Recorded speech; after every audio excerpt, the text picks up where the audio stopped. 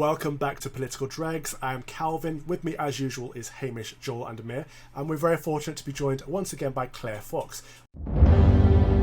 Okay, so I was a Conservative for 5 years. I left. I joined Change UK. That kind of went through the floor. And then I joined the Lib Dems for a year.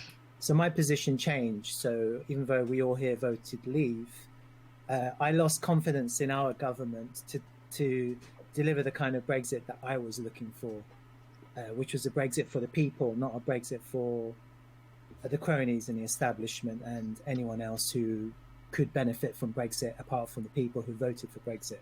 So I lost confidence after Theresa May's first deal, and then I just thought the Conservative Party was kind of useless. So my question is No Deal what people voted for? Because I struggle with this because there's aspects of aspects of like Switzerland or Norway which I like. I like the idea of freedom of movement. I understand all the arguments about a discriminatory immigration policy where why should we prefer people in Europe who are low skilled or no skilled over people who are highly skilled in other parts of the world. I understand all of that. But me personally, I still like the idea that I'm able to travel and work and live in other countries, especially in Europe, freely. And I also like the idea that other people can come here freely and work and live and, you know, build a life without those restrictions. And I struggled with this question because I think there was consensus after the Brexit vote for an EU-EFTA type deal. And Theresa May went down her own route and the rest is history. So, I mean, do you think now we're kind of heading towards possibly a no deal? Is no deal what people really voted for? Are they going to dig down deep into their pockets and pull out a no deal and go, yeah, that's exactly what I wanted? So I think that things change. In a political struggle, things change. So if you can imagine what it must have been like when you first went out, when one first went out, students went out on the streets of Hong Kong and just wanted very minor things. And then as the clampdown happened, they get more and more radicalized by the whole experience. I actually think that Leave voters have been radicalized by the last 4 years. Yeah. So I think you're right. If what had happened was that sorry, we lost someone there. Someone just wondered what. Oh, he's back. He's back. So sorry. Right. If when we voted Leave, the establishment is the best way that I can think. I know it's a cliched phrase. I'd simply said, okay, they voted Leave. Now we're going to have a kind of big national conversation. We're going to ensure that we really get out. We're going to put all, we're going that sort of thing. Then I actually think they could have come up with a deal that a lot of people would have been quite a soft deal, and that a lot of people would have accepted. But they didn't do that. They tried to stop it. And the more they tried to stop it, the more and more people got wound up and angry. Yeah. So at no point, I mean, let's be honest, people didn't vote for no deal. But now, if you ask the majority of Leavers if they'd go for no deal, they'd say no deal, absolutely. Right? They didn't think that at the beginning. So they created this scenario.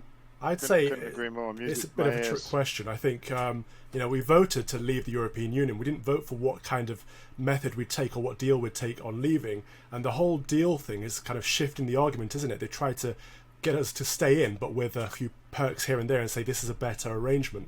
I think they were trying to pull a fast one on us with the whole deal situation. Yeah. Well, look, this is very interesting, but I do have a question also for Claire. It's music to my ears, Claire, that you said that about the fact that it wasn't the deal itself, it was the way that it was being frustrated by the establishment that annoyed people. I really agree with that, because I actually felt overall that the Theresa May deal, if it had been packaged and presented better, could have been a sensible compromise. And I don't understand why there wasn't like a national commission or something like that, royal commission, just to do Brexit on a bipartisan basis, probably because Jeremy Corbyn was so opposed to doing any kind of deal with the Conservatives.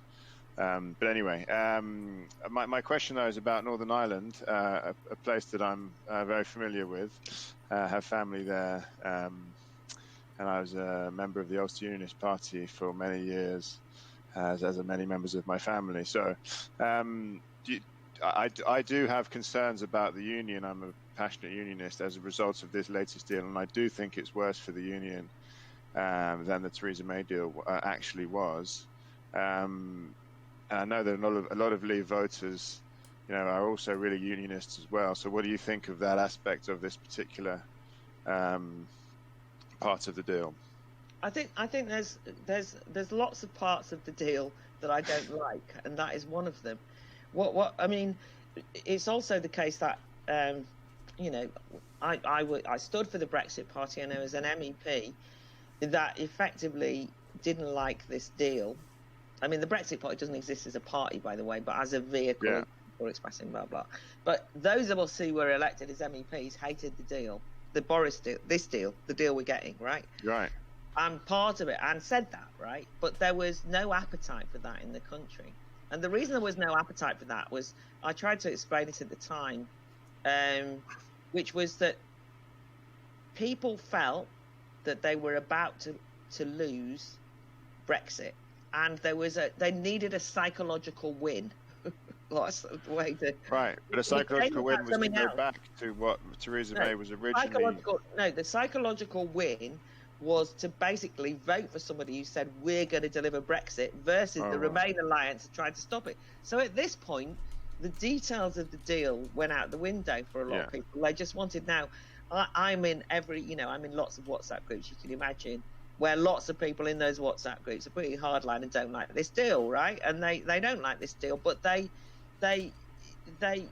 think there might well be no deal, but what I'm saying is something else happened during this 3.5-4 years. That's what I'm saying is it got screwed up early on. The kind of things where you went and talked, when I was talking to people in the European elections when I was standing, people were coming up to me and saying, they call us racists.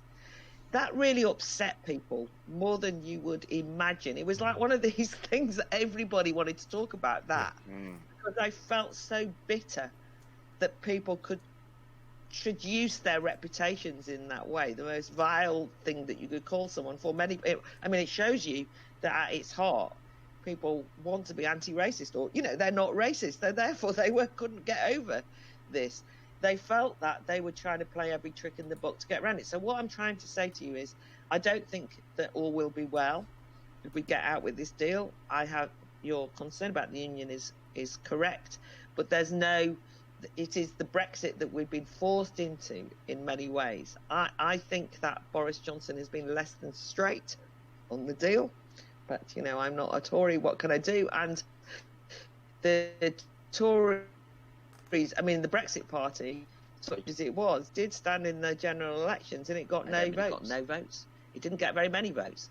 And so people made it, and lots of people said, I didn't stand and I wasn't particularly, but the reason I'm mentioning that is because in many areas people said, look, actually we don't trust this deal, we don't even trust Boris, but we just don't want the Remain alliance to win.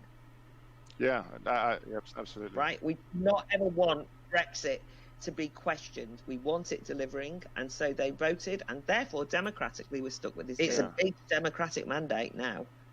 We've got to...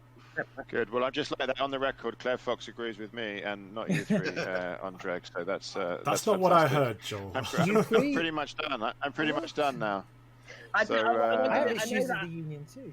I just wanted to say something to Amir, because it just on freedom of movement, by the way, which is I've always argued for freedom of movement, not the EU's freedom of movement, but I'm actually somebody who would be very liberal on immigration, and generally speaking, like the idea that people should be free to make their lives wherever they can, and we should welcome them at, blah, blah, not just here, but anywhere, as you say, travel.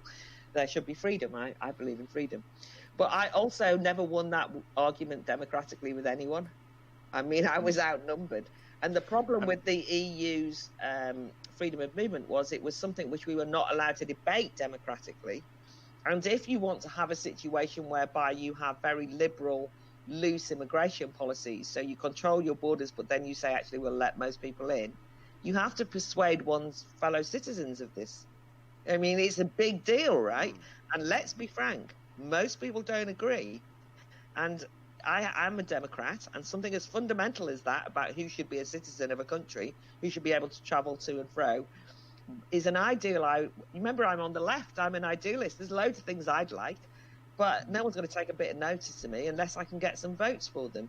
So the problem with the EU's freedom of movement, and even the EFTA one, was it basically cuts away the ability for a democratic decision to be made, and it means that you can avoid trying to win a hard argument with one's fellow citizen about that issue.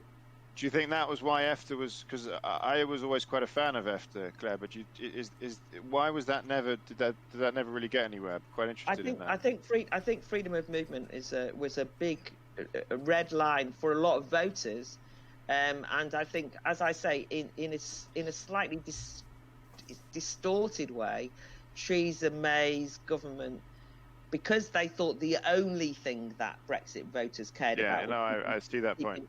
Keeping foreigners out, they didn't consider it. Do you think it's likely that? But there were exceptions with EFTA to Joel, we freedom don't of want to movement, get bogged down in EFTA.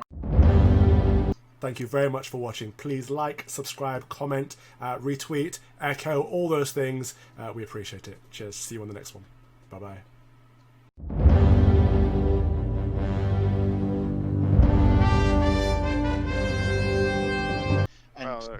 And Amir's question, did people vote for No Deal, only took about 5 minutes to process. Yeah. Do you not think that was a good question? That was an interesting. Good question, but Good evening, Joel. Yeah, but she doesn't know who I am. She doesn't know the no, context. I know. But I look, as a barrister, as a gay barrister, it's just funny to listen to how people ask questions. Whenever you're in an audience somewhere, someone goes, I've got a question, and they list a statement for 5 minutes, and then they eventually get to a question that could have been said in 3 words. No, that's true, but I don't think I was just trying to get give it the context. But I mean, she gets the context of Brexit. No, that wasn't the context. The context was I was. I don't need to hear it all again. I've heard it all once before. Look,